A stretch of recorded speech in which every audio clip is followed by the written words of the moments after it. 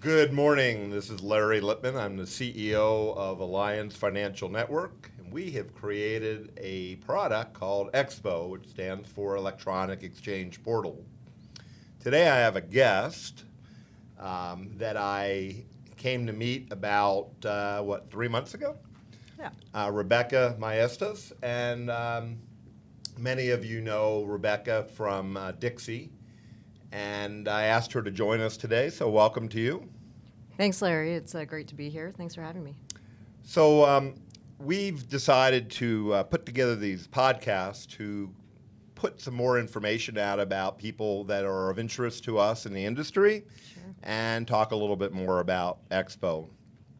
eXPO is a financial services program for highly challenged industries and underbanked, which seems to be pretty big in the cannabis industry.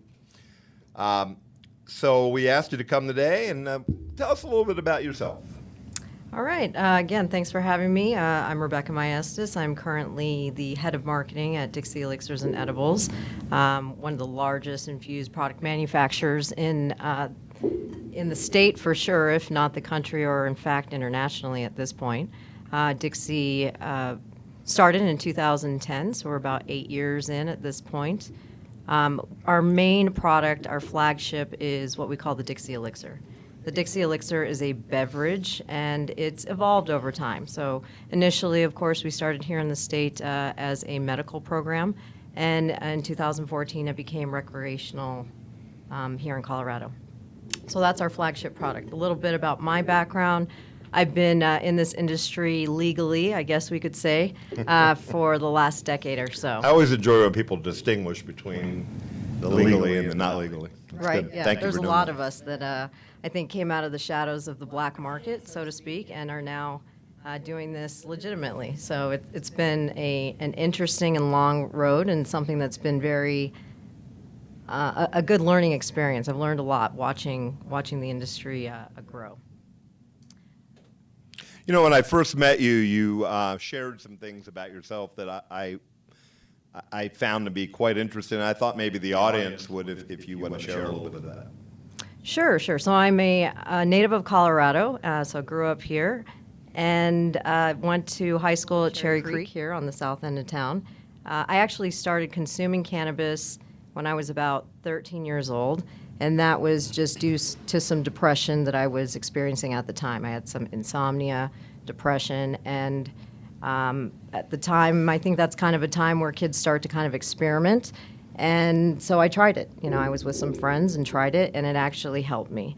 So I immediately had an affinity for it just because it was something that provided relief for me. Sure. Makes sense. Yeah. Of course, in those days, it was purely black market, so I was just going to my friends at school and sourcing it that way. By the time I was 15, I started selling the plant. So, of course, not a legal transaction at the time, but again, I felt passionate about it and thought that it was something that could help other people because it helped me. Fast forward, in 2000, Colorado made it legal for cultivations to operate on a commercial scale under the caregivership program. So in high school, I had some friends that started growing and experimenting with that process, and they immediately secured a warehouse in 2000. That's really what fueled the black market here in Colorado, is you had all of these commercial warehouse grows under caregivership, but there wasn't a legal way to distribute it. So, you know, that's where I think a lot of the distribution started to come from. As I travel all over the country, I meet people who are in their late 20s to mid-30s who have been in the same situation as you. Mm-hmm. They were growing. At first, I was shocked to hear people say, yeah, I've been growing since I was 13. When I was 13, I was chasing girls, so Sure. didn't think anything about that. But I have to give you a lot of credit for finding a product that helped you personally, and then you took it to the next level. It's really encouraging to know there's a lot of people out there that are suffering that are now getting help. Sure. Yeah, I absolutely agree. That's why I think I have such a passion for this industry. It's because I truly want to help people. That's really the reason I got into the industry. I have a brother who was diagnosed with HIV and was suffering from wasting disease. So, you know, you have a 5'11" man who is weighing 115 pounds and needs desperate help. And I wanted to be able to provide something to him to give him some sort of relief. In my opinion, cannabis saved his life. It gave him the appetite to be able to consume enough food to sustain his life. Those kinds of stories are truly why I'm here, because I want to help those people. You know, over the past few years, a lot of elected officials have been pushing back. Sure. But I've come to learn here recently that many of them leave elected office and then get into this particular industry. At first, I thought it was personal greed, but now I'm reading, and let's take the last example that just came up of former Speaker of the House, Boehner, strongly opposed to cannabis. Now he's joined an investment company, and his words, and I have to take him for what he said, was he sees how this is helping people and he wants to get involved in it. So you're truly a pioneer, and your story is fantastic. I appreciate that. So fast forward to 2007, we start to see a lot of dispensaries come online here in Colorado, and went out and started surveying the market to ask what patients needed at the time. And overwhelmingly, the response was tincture. There wasn't a good tincture product on the market. Would you explain what a tincture is for those that don't know? Sure. So a tincture is just a base that's infused with cannabis. The base can be different just depending on the application. The oldest method is generally ethanol. That's generally what they infuse it into. That's something that you would commonly find in a Vitamin Cottage type store, or maybe at your local pharmacy. Or it could be a glycerin base, so it's not going to have that alcoholic component to it, which is much better for patients who maybe suffer with alcoholism. So that's another important thing I think bud tenders need to keep in mind when they're selling products to people, that alcoholism is fairly rampant. If you have ethanol in your product, it could trigger them. So at the time, I decided to do a glycerin-based tincture. So the way I sourced that plant material is, again, going back to my buddies who had that warehouse grow. They were actually throwing away all of their trim. It was trash to them at the time. At the time, nobody was blasting the plant or creating concentrates from that plant material.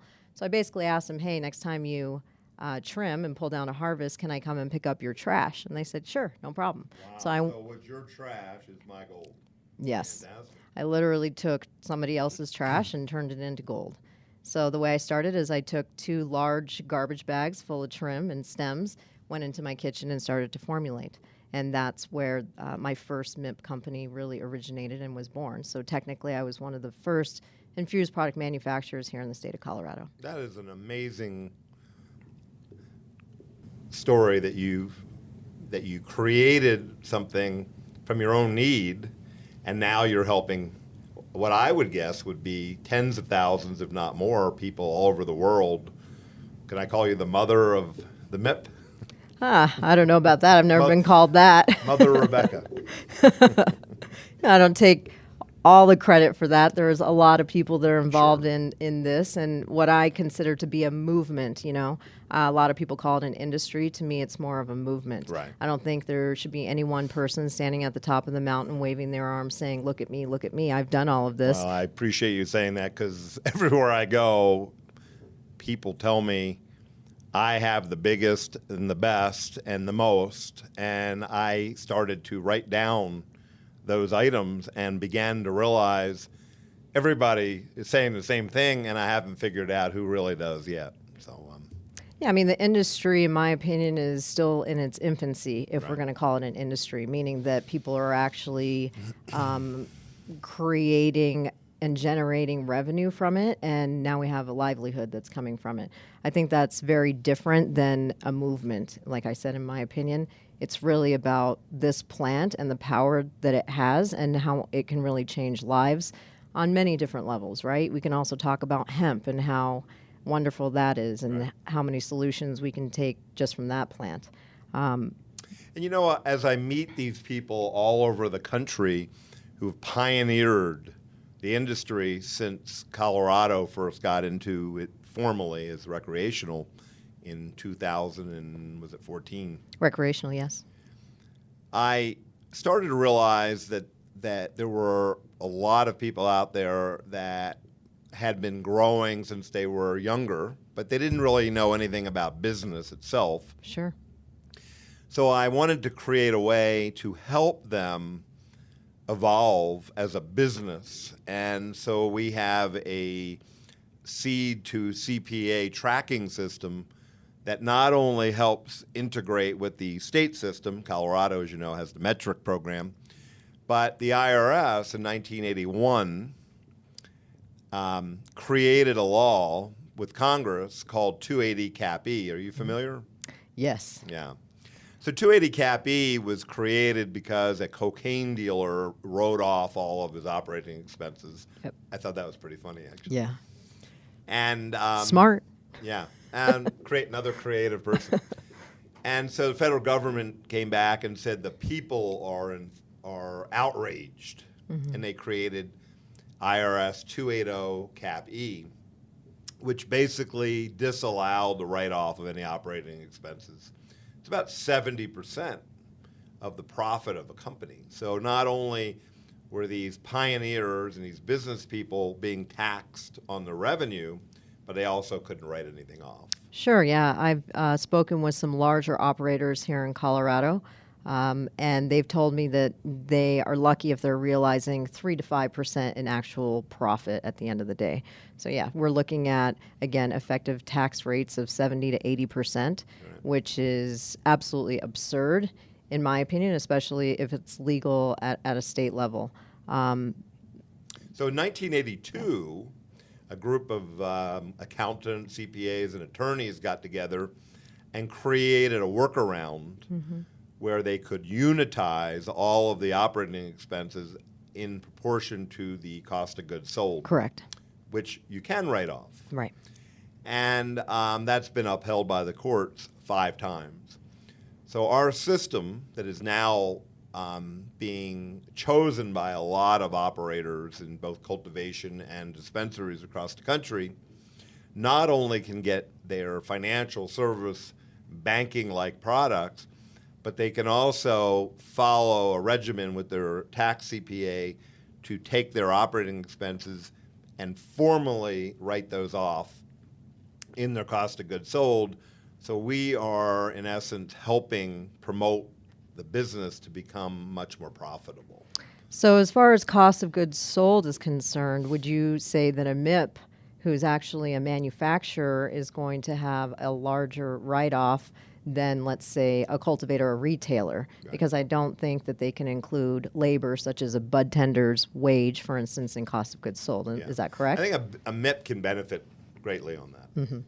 So I always give the little disclaimer, check with your tax CPA, and we have many of them here in Colorado and across the country that are joining in with us now to help formalize that. Back to your story. So, Sure. What do you think is the most promising thing about the people you're meeting in the industry that you've been working with, both on the cultivation side and on the dispensary side? Sure. Well, I've seen it grow a lot from the beginning. So, and I think you and I have talked about this in the past, is it was almost like taking criminals and trying to turn them into legitimate business people. And at the beginning, because there was no licensing in place, the Marijuana Enforcement Division didn't come online until a few years later. That's when you started to see the state really weed out all of those people, right, especially people who had any kind of criminal history. Still to this day, you can only be badged and approved by the Department of Revenue if you don't have any outstanding tax liabilities, if you don't have any outstanding child support. So those parameters are in place. And because of that, a lot of people were not eligible to hold a badge to actually conduct business within the industry.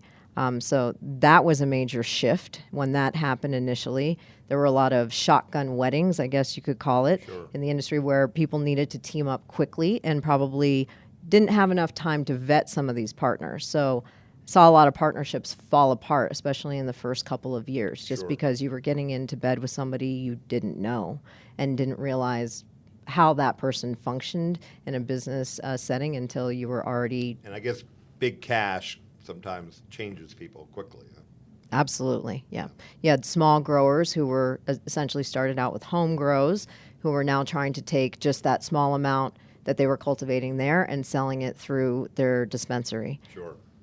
You know, it's interesting, as I go across the country, I'm beginning to create a movement that I'm calling Cannabis 2.0. So Cannabis 1.0 was, we'll track it to the sale, but Cannabis 2.0 is measuring the cash and the deposit of the money. But there's only about 400 banks in the country. Actually, it's dropped to about 350 that are actually registered with FinCEN to file SARS reports. We happen to be one of those, and my point here is in places like LA, as an example, where they want 2 minorities to 1 non-minority for licensing, a large percentage of those minorities has served time for felony convictions because of our war on drugs, quote Right. unquote. And banks typically redline and take those people and won't provide them with bank accounts, too high a risk. I wanted to make sure in our company that we didn't allow that, and we took each person for what they were, and we're able to work with them in a much better manner. Yeah, I mean, you bring up a great point, is especially when it comes to minorities in this industry, they're very underrepresented, grossly, I would say. Right. I think here in the state, they represent maybe 5 to 6% of the total people who are working in the industry. And that's something I also want to work towards as well, is, and I think that there's a fear because they don't really understand what the application process is and how to navigate that through the MED. So I think it's important for us to start educating that demographic and perhaps holding even seminars to really walk them through that process. Right. There's been some talk on the Hill here as well in Denver about trying to remedy that in different situations. Hopefully we can come up or create a fund out of some of the taxes that are being collected currently to subsidize some of those fees through the state. I think that that's another gating issue, is that some people either can't afford that application process or, again, just don't know how to navigate it. And speaking of money, that's always a big problem, right? Is the licensing fees are enormous. Yes. Now, a government generally sets fees to block people from participating. If you can't afford it, you can't play, right? So I decided to enjoin a capital market company into our company to create lending opportunities. Lending in this industry is sparse, as you know. Yes. And there's some amazing products that have been created. There's huge orders, but they can't get the financing to build to build the shelf product to get it out there. So effective next month, we'll be bringing a lending company in as a member and probably as part of our company to help that. And I'm going to segment a small percentage of or I shouldn't say a small, it's relatively large, but percentage-wise to help with that problem, to help people who are underserved be able to receive funding for their business. So. That's huge. I mean, I can tell you from working on the manufacturing side that that's been a real challenge, is being able just to secure even short-term financing, again, to be able to build product. And yeah, that I can see a huge need for that. Yeah. So I'm excited about that. Now, you and I talked a while back, maybe 2-3 weeks ago. There's a lot of companies out there they can't put the cash up front Yes. to buy inventory. And a company like yours, Dixie, has product on the shelf. It didn't sound like you build to order, right? You build ahead, Yeah, that's inventory correct. ahead. Well, we do obviously projections based upon what our retailers are going to need. Right. Some widgets move faster than others, so we generally scale it depending on the SKU. However, that's always been a challenge, especially when you have very specific packaging needs, where everything has to be opaque. You have to have a child-resistant enclosure. Those challenges are unsurmountable because of the amount of capital you need to invest up front just to be compliant. This is also an ever-changing regulatory landscape, Right. so we're constantly having to pivot when the MED decides to come out with another emergency rule, as they call them. So it How does doesn't. that come to be? Yeah, it that doesn't- they keep doing that. It doesn't give you a lot of time to figure out a solution. So, hundreds of thousands of dollars can be invested into a certain type of packaging, and at a moment's notice, you'll have to pivot to something else. So, and in my opinion, this industry has become a little wasteful as far as, again, the amount of child-resistant packaging that the law requires. We have all of these structures that flour is being sold in, for instance, that are all being thrown in the trash. Right. This is, tons and tons of plastic waste that is being produced. So, that's Wasn't aware of that. that's something else that really needs to be addressed, in my opinion. Yeah. So I've always been a strong advocate of a manufacturer. I think we can call you that. Right? Yep. Having their product in the retail store. Unfortunately, the retailer can't always afford to buy inventory ahead. So what we did is we created in our eXPO total tracking system a way for a retailer or for a manufacturer to create terms, and people used to call that consignment, but I think that's been disallowed if I'm not Yes. mistaken. And most manufacturers are afraid of giving terms because they may not get paid back. I didn't realize sometimes their own accounting didn't track very well. I was unaware of that. So we created this tracking system similar to Walmart. When the Keebler cookies show up, they don't actually pay for it until it goes through the cash register. And we have a system now where a manufacturer could advance the product, get it out on the shelf, and create more turn and be paid back along the way through our digital currency. So it'll be something to watch over the next couple of months as we put that out there. That's great also. Again, all of these solutions that Expo is bringing to this industry are greatly needed. Again, right now, a lot of the systems are disjointed, I guess is the best word to describe it, where you have an in-house CPA software, but it's not communicating with metric, for instance. So again, there isn't software, or there hasn't been up to this point, where we can really truly track everything again from seed to CPA, as Right. you've explained.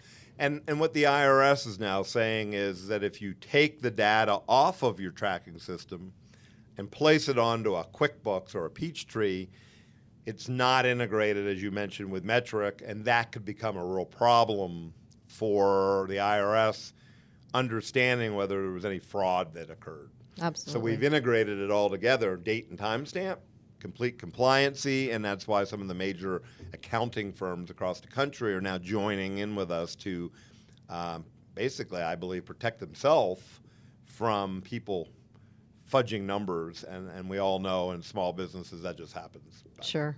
By happenstance. I can imagine it'll make it a lot easier if a business were to be audited by the IRS as well. Right. You've been in an audit? Personally, yes. Yeah. So you know what happens in an audit. Yes. So the IRS agent sits back and lets the person squirm a little bit, right?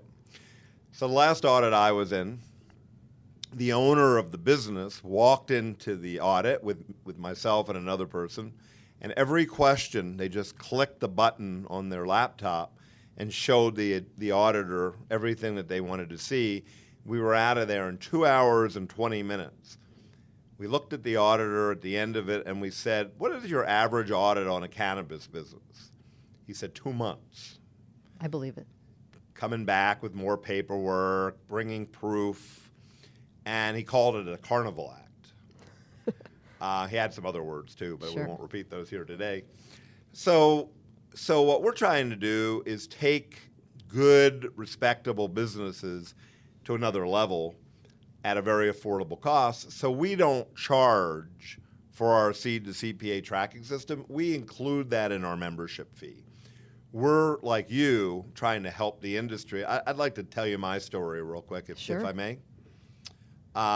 In 2014, I found out that the cannabis industry, it was actually January 1st, and I opened the Sunday paper, and there it was, cannabis is now legal. I don't know where I was for the years prior. I wasn't paying attention. And having come from the processing industry for a different industry, I thought I could solve the problem that was in the 42nd paragraph that said, banking will be the biggest problem in the next foreseeable future. And I didn't really understand why banking would be a problem until I went out and met all my banker friends who said, can't make any money, too much compliance, too much head count, too much work. But the bankers all said out in the public, I could get in trouble because it's an illegal product. So I thought about being in the industry, but I was very reluctant. I didn't know enough about it. But I went to a person's home who had just moved to Denver from New Jersey. And I found out, or I learned about epilepsy. It was really startling when I think it was a 4 or 5 year old daughter, I don't recall, went into an epileptic, what do you call it? A Seizure. Seizure, thank you. And I didn't know what was going on. And the tincture, which was the bottle with the little squeeze top, took the drops, put it under her tongue, and in a matter of a few minutes, calmed her right down. And I learned their story about how they went to the governor, then Chris Christie, rather animated person in our country, former University of Delaware alumni where I went. And he invited them to move to Colorado where they may be able to get better help than he could provide them. That was awful. Sure. But they moved here, uprooted their family, spent a lot of money, came to Colorado. And I witnessed this, and they said, now you know why we moved here. And now you know why I'm in this. I saw that, and I went, wow, we need to make a difference here. Absolutely. So that's actually initially when I started with Dixie. I managed the first hemp-derived CBD product that was distributed to all 50 states here in the U.S. It was called Dixie Botanicals. It actually still exists today, but it was sold back to the partner company in San Diego. So built that company from zero to $6 million in the first year. It was traded on the OTC, on the pink sheets, under MJNA. It still exists, like I said today, so you can still purchase those products online. What my job was to speak with all of these patients and or advocates for the patient, depending on who the patient was. So if it was an infant, for instance, or maybe an elderly person who was suffering, and really advise them on how to go about titrating themselves with this hemp-derived CBD product. So I was able to amass a huge database of anecdotal evidence from patients, because that's what I did all day long, every day, is speak with patients and, again, try to advise them. Learned a lot, and how different it is when a patient is going to consume CBD or any cannabinoid that's derived from cannabis as opposed to a pharmaceutical. It just doesn't follow the same rules. So, for instance, Western medicine pharmaceuticals are generally based on your height and weight of the patient. This is based on really the severity of the symptoms. So if you have an infant that suffers from 100 seizures a day, they're going to require a lot more CBD than an adult who maybe only suffers with seizures intermittently throughout the month. So again, it was really Are eye-opening. there enough doctors out there that know how to prescribe properly? Then I don't think so. There were only a handful really in the state that would advocate for it. A lot of them were worried about losing their license Sure. to practice medicine. But however, that's how the medical industry was born here. It was all based on not only caregivership, but doctor recommendations. So there had to be at least enough of them to support the patient count here in Colorado. Currently, the patient count here on the registry is just under 100,000 patients, and that's the lowest that we've seen it in quite a while. So one of the real concerns that I had is misuse of a product, even though it's a plant, it's organic. Sure. And I've met a few doctors along the way who I don't know if they're really prescribing properly or not. I'm not a doctor, so I'm not saying they are or they aren't. But I found this really cool product that you take a swab of your inside your mouth, you send it to a lab, and it comes back with a full DNA review and what CBD and THC percentages you should be using in accordance with your DNA.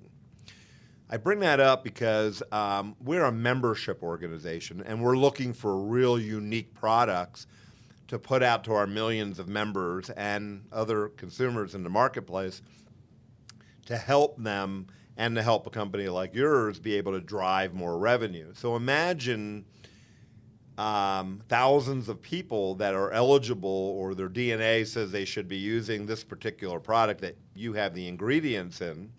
And we go out to our member dispensaries and we say we're going to market to those people, come here to buy it at this particular location, what we can do to actually help the manufacturer, the dispensary, and most important, the consumer. That's where I'm trying to go with this. Sure. I mean, I think that's really where the future of cannabis lies as science continues to evolve, where it's been. You know, I talked about creating a tincture, a basic tincture from a glycerin base, right? That's where I think the industry was 7, 8 years ago. Right. I've seen scientists come up with phenomenal products since then, increasing bioavailability through sublingual applications, topical applications, transdermal applications. These products are all far ahead of anything that I would have ever imagined was possible with the plant, you know, a decade ago. And that's where I really see the industry moving Sure. towards is really innovative products that are going to continue to help people. I also see microdosing as being a really hot topic.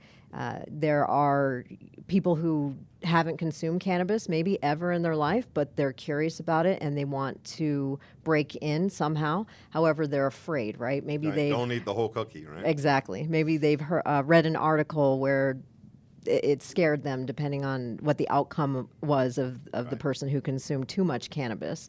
And that's all about education, right? At the end of the day, we really need to be educating consumers on what this product can do for them and really how to titrate themselves. Well, this is our very first Bootstraps podcast. I'm really thrilled to have you be our very first person.